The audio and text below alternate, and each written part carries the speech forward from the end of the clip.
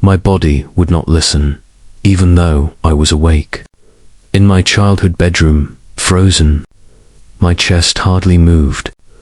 My thoughts were shouting, but nothing came out.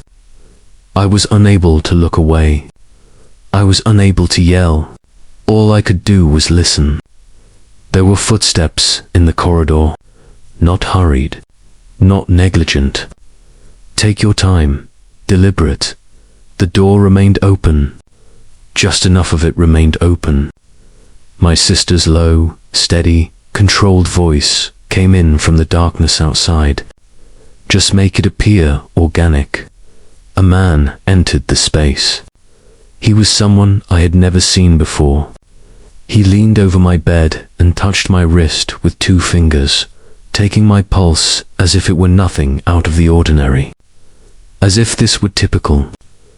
Everything fell into place at that precise time. This was not a coincidence. He wasn't there to assist me either. I was supposed to be erased by whatever was going on. Rachel is my name. My age is 37. I also learned how to vanish without ever leaving the room for the majority of my life. I currently reside in Virginia, which is a far way from my childhood home. I'm a senior data analyst at work. Work quietly. Clear reasoning. Numbers don't bend for family, don't lie, and don't show partiality. The truth always comes to light when something doesn't add up. That's not how my family ever operated. We appeared flawless from the outside. A lovely home in a little Pennsylvania town. Pictures of happy faces in the corridor. Turkey, laughing, and just the right amount of warmth to trick guests during holiday dinners. But everyone had a part to play in the house. Control was more important to my father, Richard, than dialogue. He rendered judgments without posing any queries. Gloria, my mother, discovered early on that it was safer to keep quiet than to be honest. And Lena, my younger sister, she was the center of attention for everyone. Loud, magnetic, she was always sure that someone was observing her. There was never equal distribution of praise. Lena's success demonstrated how wonderful our parents were. When I performed well, it was little acknowledged. I also discovered something hazardous over time. I wasn't necessary in my household. I was disposable. Perhaps it was just luck. Perhaps a coincidence. Or perhaps I was just ignored. Eleanor, my grandma, was the only person who ever really seen me. I used to stay at the kitchen table with her long after everyone else had left. You notice things most people miss, she would add, lowering her voice as she handed a cracked tea mug in my direction. That is important. The house didn't simply feel quieter after she passed away. It was hollow. I saw my father's face at her funeral. Not a tear. No trembling of the hands. Just a little respite. I convinced myself back then that everyone experienced loss in a different way. Grandma Eleanor gave me a little tin box before she died. She said, "Don't open this in front of your father. You'll understand when you're really on your own." It was never opened by me. I thought it was sentimental, not harmful.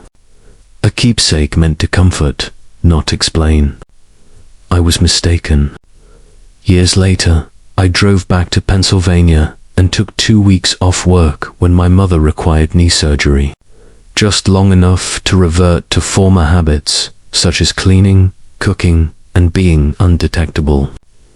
A letter received a few days prior to my departure from Virginia. Unreported income was noted. A substantial quantity. Cash I had never witnessed. I wrote it off as a clerical error. I regret doing so, because there was no mistake in that letter. My family had been concealing something for years, and this was the first crack. The first few days back in that house were uncannily identical. To prepare coffee, I got up before the sun came up. My mum hardly touched hers. I changed her bandages, assisted her to the couch, and arranged her weekly prescriptions in neat rows. Instead of offering assistance, my father lingered indoors giving orders. Lena made 2 visits. She dressed as like she had somewhere better to go both times. She meticulously practiced her grin and positioned her arm to take pictures with her mother. She wrote, "Taking care of her," as the post's caption. 20 minutes later, she was gone. Nobody questioned it. They never did. By the 4th night, I was completely exhausted. Like a leak you don't notice until there's nothing left, that house had a way of slowly and silently emptying you. Lena showed up in my doorway that night with a mug in her hand. Her voice was gentler than I remembered when she said, "You've been doing so much. You'll sleep better with this." The tea had a subtle, sweet scent. Perhaps chamomile, or something that looks like that. I paused long enough to feel foolish for having doubts about her. I then grabbed the cup. I paused. She was my sister. I grew up in this house. I grabbed the mug and took a sip. My legs gave out first, less than half an hour later. Not all at once. Not in a big way. It was just an odd, sinking weight, like if my body had decided to stop paying attention to me. I made an effort to stand. I didn't go over the bed's edge. I followed with my arms. My fingers came next. My mouth would not move as panic erupted in my chest. I was confined in a body that no longer responded to me, but I was awake, fully awake. I could see a sliver of hallway light through the small opening in my door. A shadow went by, then came to a halt. Lena's calm, deep voice drifted in. "Just follow Dad's instructions." The door didn't open completely. It remained slightly open. The threshold was crossed by footsteps. Take caution, measured, similar to someone who wished to avoid leaving any proof. I felt the mattress dip next to me, but I was unable to turn my head. My neck was touched by 2 fingers that felt for my pulse. A man whispered, "She's still breathing." She wasn't supposed to be affected by this so quickly. My stomach fell. Lena yelled, "Keep your voice down. She won't recall anything."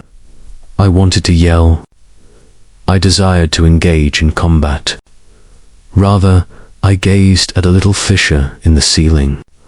I recalled from my 12th year. Lena went on, "This is the only way. It won't matter once the hearing takes place." Listening. More than everything else, that one word cut through the mist.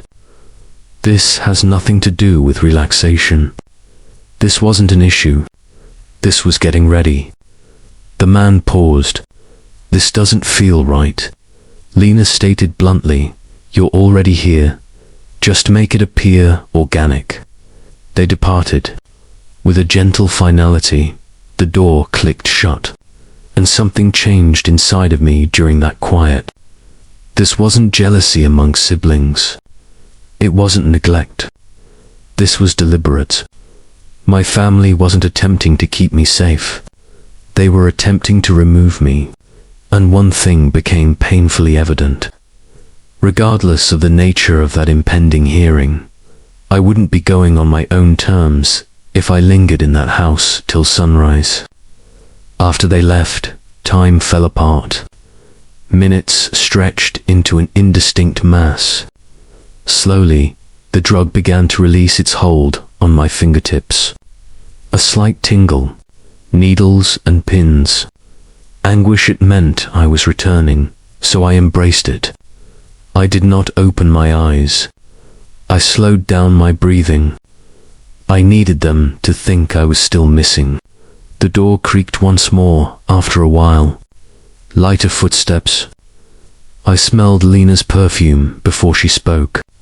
She remained there longer than was necessary. Observing, observing, waiting, she whispered to herself, still out. The door shut. I didn't open my eyes until I was positive she was gone. The room was dark, with streetlight seeping through the worn-out curtains. I was scarcely able to move, but my body hurt like it had been dragged across stone. I noticed it at that point. There was a small white card on the floor next to my bed, partially concealed by the nightstand. With shaky legs, I slid off the mattress and clumsily snatched it up. A name, a title. Nothing more. Private investigator. My heart began to race once more, but it wasn't in a panic. It was lucidity. This was not what Lena had planned. She was not a scheme designer. She did as instructed. This had been constructed by someone else. My father's words resounded down the corridor before I could think any more. Awake and sharp. Controlled in the sense that choices had already been made. Is it finished? A pause. Well, the hearing will soon take place. Until then, keep her composed. Be calm, my gut churned. This was not a one-night event, or an error. Timelines were present, records, a future in which I was unable to advocate for myself. I waited for the house to quiet down once more. Getting ready was like swimming in water. Every sound seemed to be exaggerated. The creak of floorboards sounded like accusations. I slipped by my parents' room. Beyond Lena's door, her breathing remained steady. There was a gentle click when the entrance door opened. My face was assaulted by cold air. I continued to walk till I got to my car. Before my hands stopped shaking enough for me to think, I drove for 20 minutes. After that, I stopped quietly by the side of the road, turned off the engine, and exhaled through the fog that was still hanging over my head. I gazed at the card. It felt risky to call. It felt terrible not to call. 3 times, the phone rang. I was first drowsy, but as soon as I shouted my name, I became alert. I said, "You were in my room. You took my pulse. Quiet, at last." He remarked, "You're awake. You shouldn't be." I said, "I heard everything." My sister, my dad, the hearing. One more pause. Heavier this time. "Then you must pay attention," he added, "because what they're doing to you is not related to your family. It's lawful. It's already underway." I shut my eyes. I thought I was protected since I was invisible for years. I realized the reality that evening. I became the easiest target as a result, and I was not going to get my life back by being silent. Marcus didn't sugarcoat anything. Later that morning in Virginia, he told me over coffee, "What your father filed is a guardianship petition." I gazed at my mug's increasing steam. "He will be in charge of your finances if it is approved. Your choices regarding your health, even in your place of residence." "On what grounds?" I inquired. "Irresponsibility with money, emotional instability." I nearly chuckled. "Nearly," Marcus went on. "He's been creating a paper trail for months. Payments, accounts, to provide the impression that you were sliding downward. Money was transferred into your name. And my sister," he paused. "She believes she is defending your parents. She thinks you were stealing money. Her false documents were displayed by your father." My chest constricted. Not compassion, not pardon, lucidity. A folder was slid across the table by Marcus. "There's more. But we need a lawyer if we want to halt this, today." Sandra Chen came into my life in this way. She didn't squander time on consolation. She posed specific queries, took notes without glancing up. Her jaw tightened just enough to notice when I told her about the night in my bedroom. She stated, "This isn't just financial abuse. It's control through coercion. Additionally, timing is important." "What time is the hearing?" she inquired. "Friday." She looked at her timepiece. "After that, we move quickly." I eventually opened the tin box my grandma had given me when I returned to my flat that afternoon. There was a letter with yellowed edges and a folded sheet inside. Although her handwriting was unsteady, it was still readable. After her death, she wrote about my father filing false statements, about funds intended for me. She was afraid that if no one challenged him, he would never stop. The document was underneath the letter. Her original documents. Sandra went over the document twice. She then exhaled slowly. "Everything is changed by this. We had put together the tale my father never thought I could tell by Thursday night. Financial documents that tracked the flow of funds. Evidence that the accounts connected him. A timeline that caused his version to crumble under its own weight. Early on Friday morning, wearing a navy suit I had kept for years but had never felt ready to wear until now, I entered the courts. My dad was already sitting, at ease and self-assured. He extended one arm across the back of the chair as if he owned the space. With her hands folded and her gaze locked on the ground, my mother sat next to him. Lena wasn't present. When I walked in, Richard looked up. He didn't hide his reaction for the first time in my life. As I walked by, he muttered, "You shouldn't be here." I didn't answer. I put my hands flat on the table and sat next to Sandra. They remained still. The hearing started just as he had anticipated. Concern was mentioned by his lawyer about the family, concerning a daughter who had lost her way. The documents that were supplied were carefully chosen, well-framed. Sandra then got to her feet. She didn't speak out. She took her time. She pointed out that my residence was placed at the wrong address, the alerts that are missing, the financial transfers' peculiar timing. Words like misrepresentation were used by her. Next, manipulation. Then deception. The judge's face shifted. Sandra presented the original will as evidence and asked the court to examine it. She clarified that the money my father said I had mismanaged was never really mine. She then requested me to talk. I provided concise answers to all of the questions. My work, my money saved, my comprehension of my own situation. The assessor scowled. Why was this petition submitted at all? The space became motionless. The guardianship petition was promptly dismissed by the judge, who also mandated a full investigation into its filing. Richard got up too quickly. "There is a misunderstanding here," the judge responded. "Sit down." At that moment, I saw something break in him. Not a dread of punishment, fear of being seen. Lena found me outside the courtroom. She had a pallid face. She said, "You lied. You let us think." "No," I said. "I stopped correcting you." She started to argue, then shut it.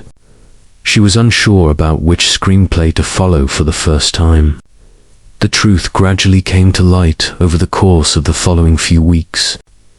The money was located by investigators, verified the fake signatures, connected my father directly to the accounts. He had done all of the things he accused me of. He didn't call when the charges were brought. He did not provide an apology.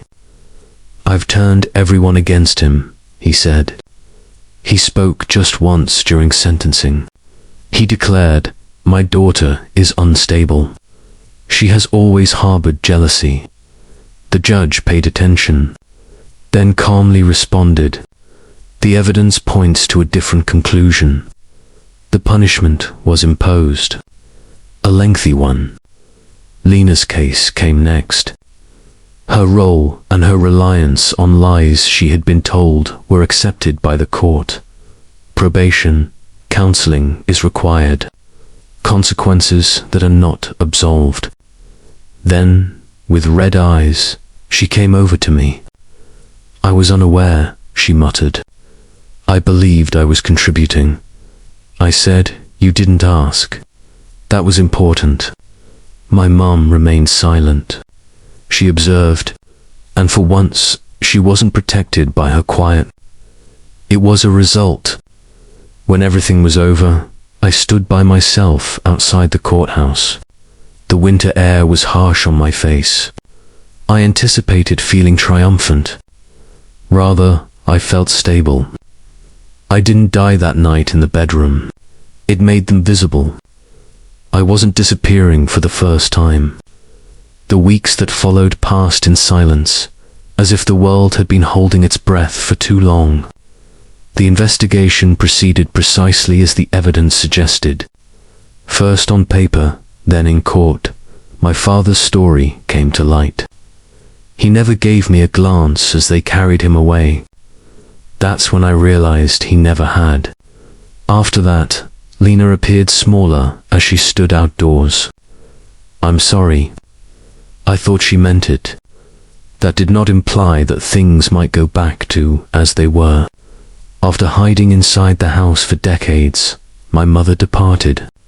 Somewhere else, silence trailed behind her.